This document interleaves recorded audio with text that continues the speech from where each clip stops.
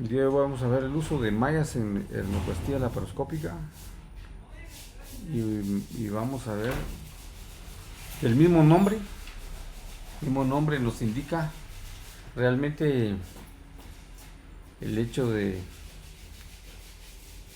que se deriva de prótesis, que es un término griego,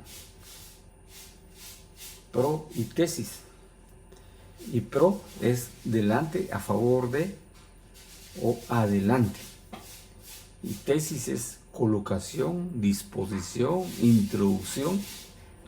Entonces, realmente la prótesis es literalmente, según la etimología, vamos a decir que es una acción de introducir o meter algo delante de. Obviamente en cirugía se refiere a un dispositivo artificial utilizado para reparar un defecto. Lo que se utilizan prótesis desde cirugía, odontología, cirugía plástica, y se refiere a un dispositivo artificial. Eso es lo que cumplen las mallas. Son dispositivos artificiales, pero de alta tecnología. Y estos dispositivos pueden en un momento determinado variar de acuerdo al tipo de hernia. Entonces, vemos aquí que cuando antes había una hernioplastia y empezaba la recidiva y la recidiva y la recidiva, lo único que hacían es colocar un dispositivo de madera para tenerlo 8 días. Así hacían una inversión escrotal a fin de provocar una obstrucción y que no volviera a salir la hernia. Estas son las imágenes antiguas. Ya se ha descrito diferentes tipos de dispositivos que se utilizaban. Y el doctor Billroth indicó si pudiéramos producir artificialmente tejidos tan densos y fuertes como la ponerosis y los tendones, el secreto de la cura radical de la hernia sería descubierto. Se han hecho injertos autólogos para cumplir esta meta, sin embargo no ha satisfecho al 100%. En la historia está que desde suturas de metal, el uso de suturas de metal para evitar la tensión de los dos tejidos que están distantes de la hernia, el anillo que está distante, luego mallas, y en la historia hay mallas de metal con fibras hechas de metal para evitar las recidivas. Pero una de 1918 que revolucionó la cirugía es el uso de nylon, poliamida. Y luego en los años 50, aquí sí se descubrió lo que realmente revolucionó con el doctor Francis Usher en Estados Unidos, el uso de polipropileno. Sin embargo, el uso de propileno era de diámetro muy pequeño, y entonces la malla de Marlex, entonces logrando una buena incorporación en los tejidos.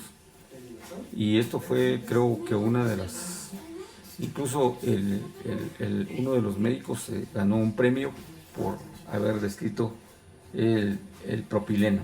Y aún sigue vigente. El propileno es una de las mallas que solo se les ha hecho diferentes tipos de cambios. Sin embargo, sigue, ya que antes se consideraba que cerrar una malla sin cerrar una hernia sin colocar malla es como cerrar unas cortinas sin como que cerrar una ventana. Entonces, el hecho de que solo se aproximaban las cortinas era al igual que solo colocarle sutura. Entonces, la prótesis fue muy importante para hacer el cambio Y bueno, desde hace un buen año, un buen tiempo, el doctor Nagios estableció casi que ninguna hernia debería de estar sin colocación de malla. Así que ya es algo descrito tanto en la cirugía abierta como en la laparoscópica. Y luego aquí vemos una malla de propileno.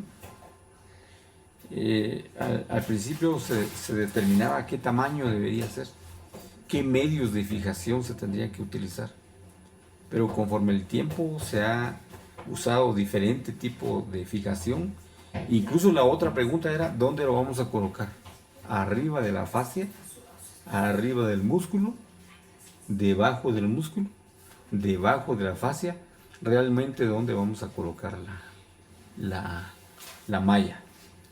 Pero a esto se debió el principio de Pascal. Entonces aquí vamos a ver, por ejemplo, que vamos a intentar, por ejemplo, aquí hice un pequeño esquema en donde esto es una vejiga, o simula una vejiga o un espacio donde se puede insuflar. Y aquí vamos a ver el principio de Pascal, que simula no solo una vejiga, sino él realmente lo hizo con espacios llenos de agua, hídricos, o inclusive con espacios llenos de aceite. De hecho que el Triquet está hecho con la ley o el principio de Blaise Pascal. ¿A qué se refiere eso? Por ejemplo, que si tenemos una pequeña vejiga, insuflamos, insuflamos, insuflamos, y esta pequeña vejiga tendría unos orificios, pero estuviera con unos pequeños tapones en esta disposición. A la hora de insuflar más, insuflar más, insuflar más, la misma presión que difunde en todos los lugares, en todos los rincones, es la misma presión. Se zafaría volaría este corcho. En cambio estos otros quedarían tal vez más ajustados. Lo más seguro es que sí caminen un poco, pero se ajustarían mucho mejor. Entonces esto se ajustaría más a la pared. Este otro, por la misma presión, se ajustaría más a la pared. Esto se ajustaría a la pared. Y esto, por la disposición que tiene, se iría hacia afuera. Estos se irían cuando haya mayor presión de agua, ya que el principio de Pascal, más que aire, es agua. Lo mismo pasa en el abdomen. El principio de Pascal nos dice que si colocamos en este lado verde, creo que lo vamos a pintar de verde, vamos a ver si podemos. Este lado verde representa la malla, está por fuera de la fascia, y la presión que hace, lo más seguro es que o lo va a movilizar o va a pasar como lo va a movilizar, va a migrar o va a crear un espacio, y ese espacio puede residuar. En cambio, una malla que esté pegado a la fascia, no exactamente el peritoneo, sino la fascia, esto, aunque haya presión intraabdominal, lo más seguro es que sí va a haber presión. Y por eso se sugiere que los pacientes que están estreñidos y se les haga, que padezcan de estreñimiento y se les hace una hernioplastia y no se puede controlar el estreñimiento, lo más seguro es que van a recidivar. Entonces aquí, si hay mayor presión por estreñimiento, por tos, se hizo un estudio cuál era la mayor presión que obtenía el abdomen intraabdominal, y se comprobó que brincando o elevándose en gradas un poco altas, subiendo gradas, y además pujando a la hora de defecar, eran las presiones más grandes a nivel abdominal. Entonces, como que esas dos recomendaciones debemos de tener en los pacientes, pero aunque haya presión, vean esta, se acopla más como el principio de Pascal. Entonces se le dio respuesta a alguna pregunta que en algún momento se tenía, si la malla era mejor arriba o mejor debajo de la fascia. Y aquí hay nada más algunas presiones. Por ejemplo, que aquí está la malla. Y va a haber presión, va a haber presión, va a haber presión y va a desprender un poco la malla. Y entonces, y si la malla es un poco elástica, lo más seguro es de que se movilice, migre y toda la situación, que pueda recurrir la hernia. Y el problema está que no recurre un año, pero puede recurrir en 2 años. Y la máxima recurrencia lo vemos a partir de los 4 y 5 años. Quiere decir que es muy a largo plazo. En cambio, si nosotros colocamos una malla aquí, por debajo del defecto de la fascia, la misma presión hace que se acople más, que se adhiera más la malla. Lo más bajo es el peritoneo, es lo rojo. La malla realmente no debe estar debajo del peritoneo, sino debajo de la fascia, de la aponeurosis. Y esto hace, según ese principio, que haya mejor adherencia. Entonces, vamos a continuar. Como les digo, si hay algún comentario, alguna observación, con mucho gusto podemos parar y empezar a ver qué comentario tiene. Esto es en relación a las mallas. Esto se coloca de una vez debajo del peritoneo, intraabdominalmente. Es el Onla Mesh o Mira Mesh. Está hecho de un material puramente como el Gore-Tex, y este está de un material que está de propileno debajo del peritoneo. Una pequeña diferencia, pero al final los dos cumplen con el principio de Pascal. En estas que es la Omira Mesh, que es un tipo de Gore-Tex que tiene las dos caras cubiertas de PTF, estos no se adhieren, tanto la cara anterior no se adhiere al intestino, pero eso precisamente es la desventaja a la hora de colocar una de estas mallas, porque la otra cara es tan lisa que cuesta que se adhiera al peritoneo también. Hay algunos criterios propiamente que mencionan de Cumberland, y estos criterios se tienen que llenar con el objeto de elegir la malla ideal. Tal vez no vamos a encontrar la malla ideal, pero la cercana a lo ideal. Y entre los criterios que mencionan para una buena malla es que sea inerte, que no produzca mucho tejido fibrótico o cicatrizal, que sea mejor sin monofilamento, ya que el que es multifilamento puede albergar lugares donde los microorganismos y las bacterias estén, que los poros sean mayor de 75 micras. Esto es muy importante, porque si los poros son menores, por ejemplo unos poros que les dijera yo de 5 micras, el problema está con esos poros es de que de 5 micras esos poros, el problema está que los macrófagos, ¿se recuerdan que los macrófagos son de 25 micras? Y las bacterias son de 2 micras, de 1 a 2 micras, por ejemplo 2 micras. Entonces la bacteria podría entrar en ese agujero de la malla. Sin embargo, el macrófago, que sirve para regularizar y fagocitar a esa bacteria, no podría entrar por lo muy pequeño. Entonces, si tenemos un diámetro de 75 micras en la malla, sí es la ideal. Antes se consideraba que entre más junta era la malla, era mejor porque tenía mejor resistencia tensil. Pero ahora no se recomienda que esté muy junta, que no sea microporo, sino que sea con el poro de la malla bien un poco abierta, pero con consistencia firme, para que justamente todo el proceso de, no solo de la llegada del macrófago, de limpieza para evitar contaminación de microorganismos, sino también la formación de una fascia mejor por la colágena y todos los demás elementos hacen que esa malla sea casi transparente y se una un tejido con el otro y forme parte de la pared de la fascia. Entonces se ha comprobado que los macroporos de mayor de 75 micras en los poros son mucho mejores. Claro, también tiene que ver, esto tiene mucho que ver con la densidad, porque entre más junta es más densa y entre más separada los poros más grandes son de baja densidad.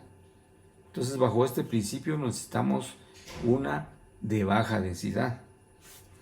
Lo vamos a ver más adelante. Luego, con respecto a la resistencia a la infección, también que estimule la fibroplasia, la integración rápida. Como les decía, la Humira Mesh no cumple muchos de estos criterios. El tejido de la integración de la malla del patrón normal, la permanencia constante en la pared abdominal, fácilmente moldeable y que pueda cortarse sin deshacerse.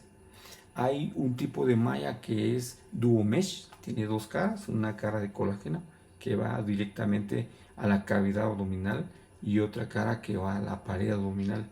Estas no se pueden cortar, porque si se cortan, se expone esa parte en donde se separan las dos capas. Y si se corta, prácticamente ya no quedan al mismo nivel y puede causar adherencias. Hay mallas que tienen esa pequeña particularidad que no se pueden dividir y hay otras mallas que sí pueden dividirse. Luego, que sea fácilmente moldeable, adaptabilidad a la anatomía de la región del cuerpo, no ser modificado por líquidos orgánicos. Hay unas mallas que a la hora del contacto con líquido, con solución salina o con sangre, se expanden. Entonces, no debiera tener esto solo en algunos casos particulares. No ser alérgico ni carcinógeno. Estos son los criterios de Cumberland para determinar cuál es la malla ideal para poder utilizarla. Yo creo que hay diferentes tipos de clasificaciones de mallas. Pueden ser biológicas, pueden ser sintéticas, pueden ser, como les decía, según los poros. Puede ser de macroporo o microporo. Pueden ser mallas que sean de prolene o digamos sintéticas, pero que se utilicen con un revestimiento de peritoneo, o puedan ser el de Gore-Tex. Entonces tal vez no es que no querramos usar esto porque es un poco complejo la división de las mallas, hay diferentes clasificaciones. Creo que la clasificación que nos es útil y que nos es práctica es cuáles son las mallas que van en la cavidad. Una división de todas esas. ¿Y cuáles son? ¿Y cuáles son las mallas que no van directamente a la cavidad, que se introducen en la cavidad, pero se tiene que usar un revestimiento de peritoneo justamente para que no hagan contacto con las vísceras? Eso es lo que tenemos que ver de alguna manera. Y aquí vemos otra vez los poros, el tamaño de los poros. Y aquí hay una clasificación como tal de Parris-Asmi, que los tipo 1 van a ser mayores de 75, como lo estábamos viendo, como el polipropileno monofilamento. No todos los polipropilenos son tipo 1. Puede haber tipo 2 de poro muy pequeño, como ese Gore-Tex o PTFE, que son de menos 75 micras. El poro puede ser de tipo 3, el macroporo y microporo. Estos tienen esa particularidad que algunas tienen versiones de macroporo y de microporo, como el poliéster, polipropileno, multifilamento y tipo 4. poros micrones mucho más pequeños. Entonces aquí vemos nosotros que algunos poros están bien cerrados, donde es muy difícil que entren los macrófagos, y estos poros son un poco más abiertos, que promueven mejor la cicatrización, son más flexibles, son más expandibles. Eso que se le llama la compleancia en la distensibilidad del pulmón. Igualmente tienen esa particularidad las mallas. Hay mallas que tienen mayor capacidad de distensibilidad y mejor flexibilidad, y justamente son las tipo 1, que tienen los poros más de 75, o llamadas también de baja densidad. Eso es lo que hay que buscar en una malla. Algunas veces esas especificaciones propias no nos lo dice la marca, no lo saben ni los vendedores de las mallas, pero así como cuando uno va a buscar los refrescos en el supermercado, siempre dicen qué nivel de calorías tienen, y entonces ahí vamos a ver. Otra clasificación, les decía que es en base a su densidad, pero es en base a los gramos por superficie, por gramos de superficie. Entonces, de alta densidad es de mayor de 80 gramos, de media densidad de 50 a 80 gramos, de baja densidad de 35 a 50, y de muy baja densidad menor de 35. Vamos a ver aquí. Aquí están los de alta densidad. Los de alta densidad regularmente son más poros más pequeños, son más densos y por lo tanto poros más pequeños, y eso hace que haya una dificultad en la integración, en la flexibilidad de la malla, en la llegada de los macrófagos que se mencionan. Ahora, en los de baja densidad, menor de 80 gramos por superficie, gramos de superficie, tienen menor rigidez, mayor elasticidad, esa mayor compleancia que se menciona, que es su nivel de elasticidad. Estas son las que se prefieren y están primero catalogadas como etiquetadas como tipo 1 o macroporos o de baja densidad. Digamos que al final casi caemos en la misma situación, aunque son muchas la nomenclatura. Vamos a ver que los poros van a estar bien abiertos. Aquí tenemos cómo se integra el colágeno en azul. Entre poro más grande sea, hay mejor integración, hay menos dolor, hay mejor flexibilidad y hay menos contracción, porque tienen esa particularidad que después de un tiempo las mallas como que se estrechan, se reducen un poco, y eso puede molestar y doler si está muy unido el poro, es microporo. Entonces vamos a ver las mallas sintéticas, mallas que se clasifican como no absorbibles. Pueden utilizar en el abdomen son los que no se pegan a las vísceras, el PTFE o Miramesh de la casa Brown, la hemos utilizado, o el Gore-Tex, que es el Duomesh, Gorodomesh, tiene doble cara. Siempre es PTF, pero estos son derivados del Gore-Tex, como son esas como injertos vasculares. El poliéster, no es absorbible, sin embargo, eso no se puede utilizar dentro de la cavidad, solo estos que están aquí abajo.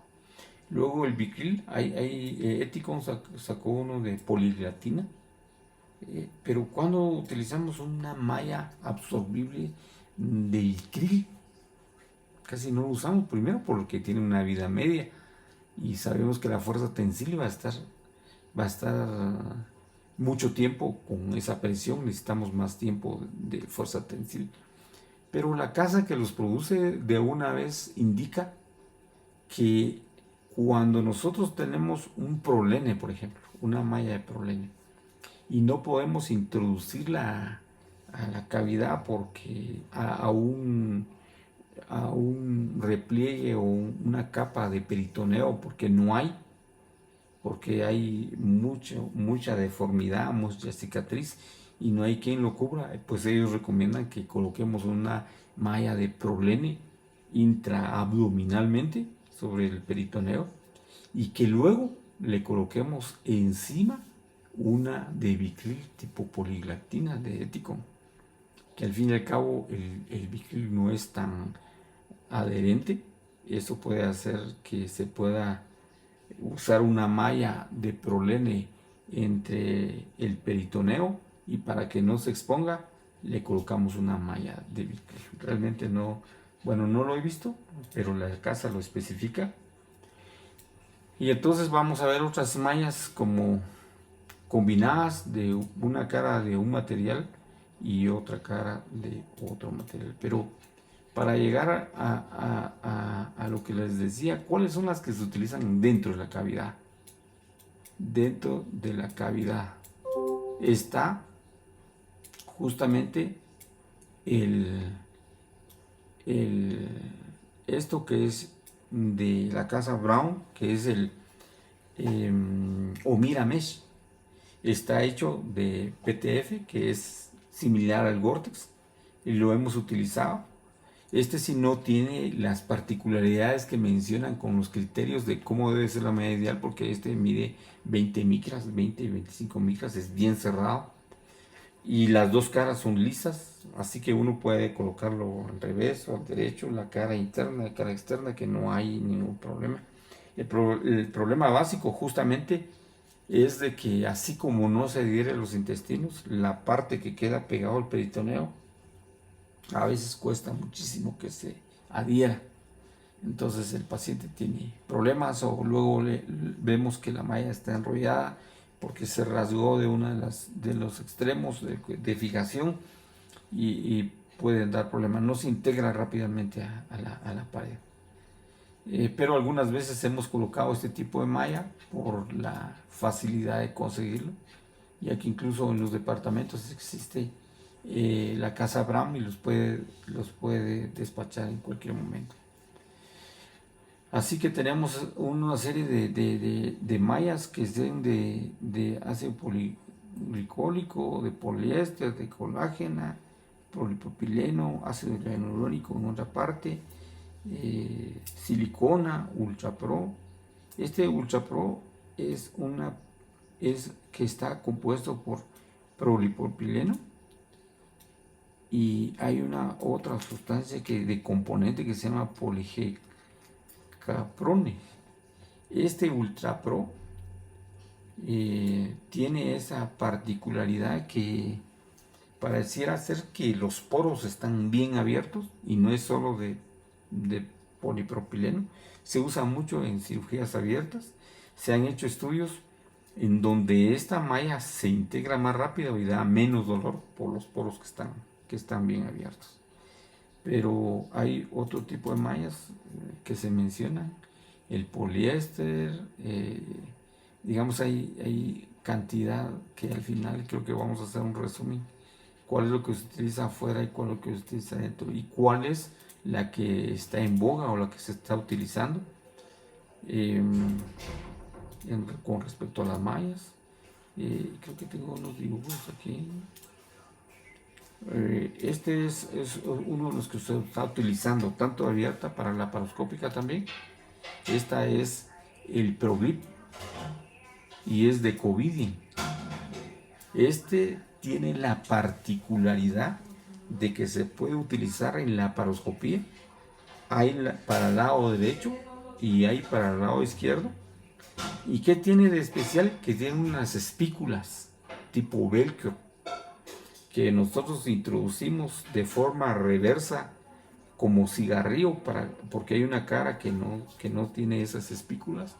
Entonces lo introducimos en forma inversa como cigarrillo, se expande adentro y tenemos que ver bien el espacio porque luego de estar presionándolo y como esas espículas tipo velcro se quedan adheridas. Y una hernia incisional que sí tenía un defecto. Están viendo que ahí estamos usando el bipolar. Se puede usar el monopolar, pero estamos para seguridad y no hacer mucha quemadura ni radio de expansión de la quemadura con el bíceps del herbe. Y seguimos ahí disecando.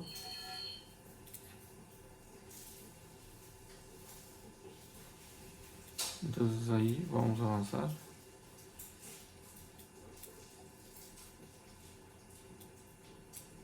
Estuvimos sacando todo el contenido, que afortunadamente no había intestino, sino lo que había de contenido era puramente tejido epiplón. Y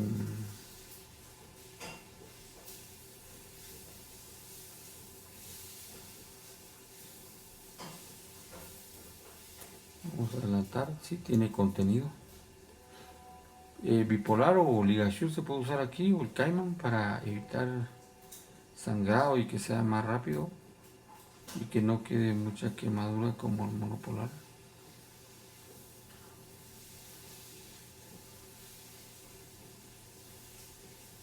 En este caso, que vemos un defecto un poco grande de una incisional, lo ideal es colocar sutura cerrando el defecto, aunque se prefiere que no sea con tensión, pero sí es preferible cerrar el defecto. Y luego un IPOM, que es una carpa tipo Dumesh, para que sea. Pero lo interesante es que lo abordamos de otra manera, ya que por falta de mallas justamente que no podían quedarse en la cavidad, pensamos en un momento que la grasa del pélvica que está cerca de la vejiga podría cubrirnos ese espacio. Tantos puntos que nos tardamos un poco, pero veíamos que se podía exponer la malla a la hora de hacer más presión intraabdominal, así que tuvimos que colocar sutura todavía de bicril por dentro para dejar totalmente hermética la malla y que no esté expuesta a las vísceras.